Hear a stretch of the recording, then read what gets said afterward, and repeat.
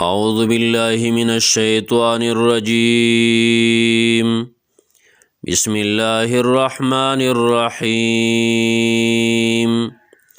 ألم تر إلى الذين خرجوا من ديارهم وهم ألوف حذر الموت فقال لهم الله موتوا ثم أحياهم إن الله لذو فضل على الناس ولكن أكثر الناس لا يشكرون.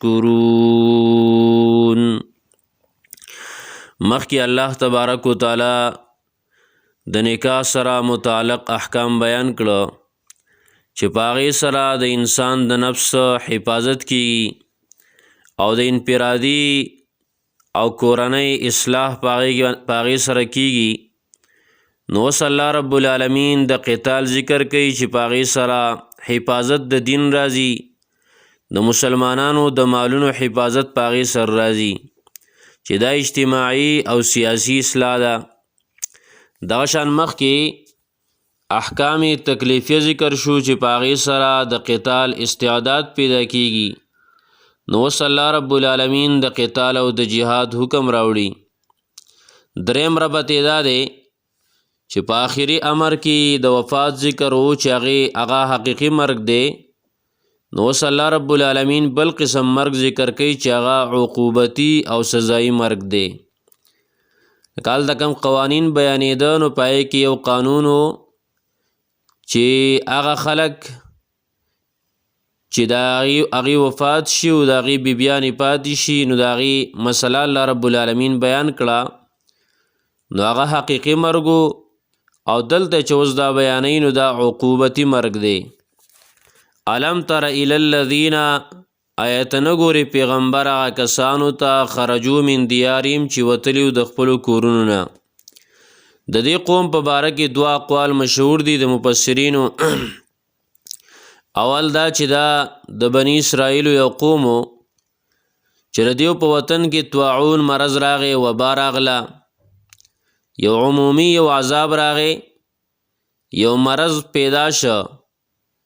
نو د مرګ د یری د وجې نه دا خلک وتښتېده، وطن یې پرېښوده. نو الله تبارک و تعالی دیو باندې په لاره کې مرګ راوستو، دی مړه کړه. سزایي مرګ دې ته ویلی کېږي، عقوبتي مرګ ورته ویلی کېږي. د دې وجې نه زمونږ په دین کې، زمونږ په شریعت د محمد رسول الله صلی الله علیه وسلم کې هم دا مسله ده. نبی علیہ الصلوۃ والسلام حدیث مبارک دی چې کمزې طاعون ولګي، کمزې وبا راشي، کمزې عمومی بیماری راشي، نو که چرته تاسو هغه ځای کې موجود یې نو وځئ ترې مه، او که چرته هغه ځای کې نه یې تاسو بهر یې نو هلته راځئ مه. او د هغې ډېر حکمتونه دي د نبی علیہ الصلوۃ والسلام د دې خبرې. خو یو اهمه خبره پکې دا ده چې په دې سره د انسان د عقیدې حفاظت کیږي. مثال په طور باندې که یو کس په یو ځای کې موجود دی او هلته وبا راغله، مرض راغی او دا سړی ووتو له دې نه، او مثلا د مرګ ټیم نو مقرر او د انسان وفات نشه، د انسان مړ نشه، نو خلک به م وایي، د خلکو عقیدې هم خرابېږي او دی به م وایي چې خله چې راووتمه د مرګ نه بچ شوم. نو مرګ خو په ټیم دی، مرګ خو په نیټه باندې دی، نو عقیده د دم خرابه شوه او د خلکو هم خرابه شوه. او که چرته مثال په طور باندې دی بهر دی، بل ځای کې دی د وطن نه، او په دغه وطن او په دغه کلي کې وبا او دغه شان طاعون دا مرضونه راغله او دی ورته راغی، نو دی خو به مړ شي، خو لیکن وروستو خلکو د هغه نورو عقیدې په دې سره خرابېږي. هغې به پلان کې نه وی تلی نو نه به وی مړ. نو د دې وجې نه نبي علیه الصلوۃ والسلام وی چې کوم ځای کې دا وبا راشي نو تاسو مه ورځئ، او کوم ځای کې تاسو یې او راغل ده نو د هغه ځای نه بیا تښتئ مه، د هغه ځای نه وځئ مه. او کوم یو انسان صبر وکړه او په دې کې دی مړ شه نو دا به شهیدي، خو د صبر سره. یو قول پکې دا دی چې وبا راغل وه په دې ځای باندې او دی وتښتېده نو په لاره باندې په دیو باندې مرګ راغی. دویم قول دا دی چې دا د حزقیل علیه السلام قومو او د دیو بادشاه دیو ته د قتال حکم وکړ نو دیو د هغه نه وتښتېدل او جهاد یې ونه که. د دې یارې د وجې نه چې قتال خو به موږ قتال کې او جهاد کې خو به موږ مړه شو، نو الله رب العالمین په دیو باندې مرګ راوستو. بیا د حزقیل علیه السلام په دعا سره 8 ورځې وروستو بیا را ژوندي شو. او دا قول په دې وجه غوره دی چې وروسته یې ورپسې امر د قتال ذکر کړی دی فوقاتلو سره، چې الله تبارک وتعالی د قتال او د جهاد بیان کړی دی. نو الله رب العالمین فرمایي الم ترى آیت نګوري پیغمبره الی الذین اغه کسانو ته خرجو چې وتلیو من دیارهم د خپلو کورونو نه وهم او فداسې حال کې چې ودیو الوپن په زرګونو باندې. د الوپ څه معنی ده؟ اول قول داره چې دا جمع د الف ده الف ویل کېږي زرو ته او دا په زرګاو باندې او دویم قول داره چې دا جمع د الفون ده، یعنی دیو کورنۍ کې متفق و متحد او د یو بل سره مینه کوونکي وهم او فداسې حال کې چې ودیو الوپن په زرګونو باندې په زرګاو خلکو د 10 زرو نه زیاتو. یو معنی د الوپ شوه چې په زرګاو خلکو، دویم معنی دا ده چې دا د یو بل سره مینه کوونکي متحد و متفق. حذر الموت د وجې د یری د مرګ نه یریده.